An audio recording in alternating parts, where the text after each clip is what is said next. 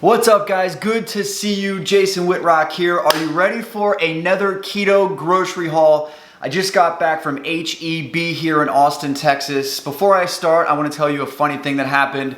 I went to the grocery store, bought all of these groceries, stood in line for like 10 minutes, huge line behind me. The lady got finished checking out every single thing in my cart. I went to reach for my wallet and it was not there, so I got to give a special shout out to my beautiful wife Carly for driving to HEB with Paxton and giving me my card. Very embarrassing. It's just one of those oh my god moments. Anyways, so we've got a bunch of different foods here. I'm gonna go through everything one by one, explain why I bought it, and first up is gonna be the almighty egg, guys. I get pasture-raised eggs. Eggs are definitely one of the staples of my diet. Interestingly enough, eggs are the lowest on what's called the insulin index, meaning of all the protein sources, they spike insulin the least. You guys ever heard of people going on egg fasts? That's where essentially people eat eggs just for like a week straight. They lose a lot of weight. I don't suggest doing it, but nonetheless, we've got our eggs. Next up, we've got salmon, which is another staple of my diet, rich in the omega-3s. I always try and have salmon at least once or twice a week, so I definitely recommend you guys get some salmon. Lately, I've been baking this in the oven. I find it just the easiest way to prepare it. And then if you want to add some fat, obviously drizzle some olive oil or avocado oil on it, and then try blending up nuts like pecans or walnuts, and then putting them on top of the salmon when you bake it. It's awesome. Grass-fed ground beef. I get asked this question a lot. I addressed it in the last grocery haul video. If you can afford it, go with grass-fed. It is better, it is more humane. I am a big proponent of grass-fed ground beef. However, if you want to get the regular ground beef, that's completely fine. I recommend you get 80-20. And I picked up some bison. I really love bison. It's a great change up. I eat a lot of ground beef, so every once in a while I will switch up to bison or also lamb. All right, so what we have here is some salami, a good high-fat food. Now, I don't eat a lot of deli meats, and I recommend you guys don't that much either, but salami, of all of the deli meats, I find is probably the best, along with roast beef, and believe it or not, pastrami. Now, what I like doing with this is wrapping it in cheese. So we have some white American cheese here, and then we also have some cream cheese. So I will make salami roll-ups. I'll take a salami piece, slide some Philadelphia cream cheese on it, roll it up, and it's amazing. Also, you know what else is good to dip in cream cheese is almonds, okay? Obviously a good source of fat. You gotta be careful with the almonds. They are higher in carbohydrates, but I found these new almonds at HEB in the dispensers where you can kind of get them yourself. These are chili flavored almonds. They are phenomenal. I noticed one thing since I moved to Texas. Texas loves its chili. So these are good. If you guys have an HEB and you live in Texas, try these out.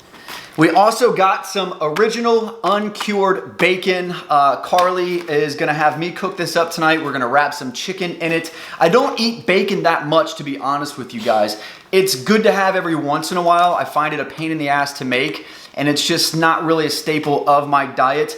Cured or uncured, I'm not too picky when it comes to that stuff. I have done a 21-day war on sugar, and I had to find bacon that didn't have sugar in it. It was very, very difficult. And let's see if this has any in it. Yes, it has turbinado sugar, but it's the fourth ingredient down. No big deal. Bacon is life. We've got some uncured hot dogs. These are by Applegate. Now, these are another thing that I don't include in like my everyday ketogenic diet. Paxton absolutely loves these, but I will have, you know, every once in a while. It's kind of a very convenient thing. Pop it in the microwave. You know, you got a quick meal. So they're come in clutch every once in a while.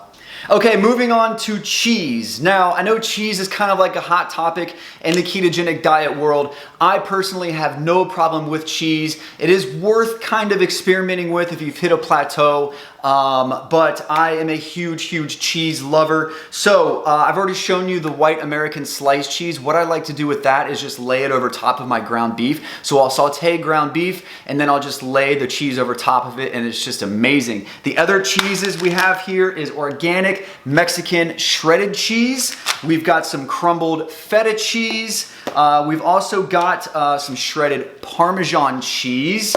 And we've got mozzarella, which is probably the cheese that I eat the most. Why? Because I am a huge fan of tomato mozzarella salad, aka caprese salads. They're phenomenal. Take some balsamic vinaigrette on top. Super healthy for you. Now, speaking of fruits, we've got a few other fruits here. We've got some bell peppers. Now, I want to say this about bell peppers. I've warned you guys before, they are higher glycemic because they have a lower fiber content. What does that mean? That basically means if you're insulin resistant, you might want to avoid these or use them in moderation because they will spike your blood sugar and cause an insulin response, okay? But nonetheless, I love sauteing these. I don't have a grill yet. When we moved to Austin from Denver, I left the grill behind. Big mistake. But grilling peppers is also fantastic. We also have some asparagus, a natural diuretic. Want to lose water weight? Get some asparagus. Inside tip, every single bodybuilder, every person that does photo shoots in the fitness industry, they really eat a ton of asparagus before they step on stage or before they get in front of the camera. These are another really quick and easy vegetable. I like just dicing these up and then sauteing them in some butter. So we have some zucchini and yellow squash. Okay, let's talk about fruit on the ketogenic diet. First off, did you know that avocado is a fruit? So we've got about 6 avocados here. I want to give you guys a tip because I know avocados are a pain in the ass to buy, and there's nothing worse than spending a lot of money on an avocado, opening it up and having it be brown.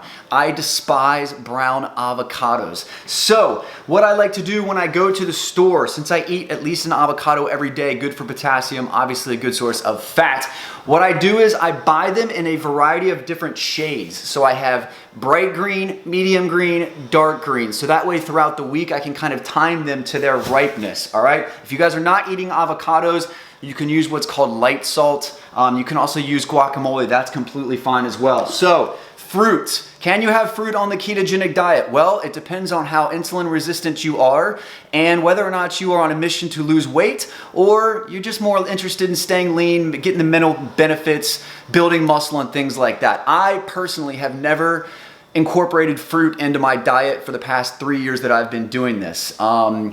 But I do know a lot of people miss their fruit and they include it. Now, I just recently had an experiment. I'm doing the ketogenic bulk, and so I decided to add fruit into my diet. Now, you're gonna have to watch some of my other videos to kind of get an update on that. But the fruit experiment did not work well because A, I overconsumed it. It was like triggering this sweetness in me, and I went from maybe having a few strawberries and a few blueberries to like 2 cups worth. So I couldn't control myself and it knocked me out of ketosis, okay? So me personally, I'm gonna take fruit out, but I bought blueberries and I bought strawberries for Paxton. So when it comes to fruit, if you decide that you can control it and it keeps you in ketosis and you're fine, stick to berries, blackberries, raspberries, strawberries, and blueberries because they are lower glycemic, meaning they don't spike blood sugar and insulin as much as other tropical fruits, especially like pineapple and watermelon. It was interesting when I was at HEB how many people had watermelon. It's the summertime, but watermelon is actually one of the higher glycemic fruits. Okay, another staple of my ketogenic diet is obviously coconut oil. I don't really like cooking with coconut oil, but I obviously use it inside my keto coffee. This definitely is one of the best sources of fat. It's got lauric acid in it. It's just an amazing superfood. So if you can, try and incorporate this as much as you possibly can. If you don't like coconut oil, you can also use MCT oil, which is basically a rendered down. Oh, you want to say hi? All right, so Paxton wants to say hi. Hey, dude, I got you some strawberries. Can you say hi to everybody? Can you wave hi? Can you blow him a kiss? Mwah. All right, so we're finishing up here. We're almost done, buddy. So look, this is something new that I have never tried before. It's duck fat. Duck fat, bro. I've never used this before, so if you guys have any experience with duck fat, please let me know in the comments section below.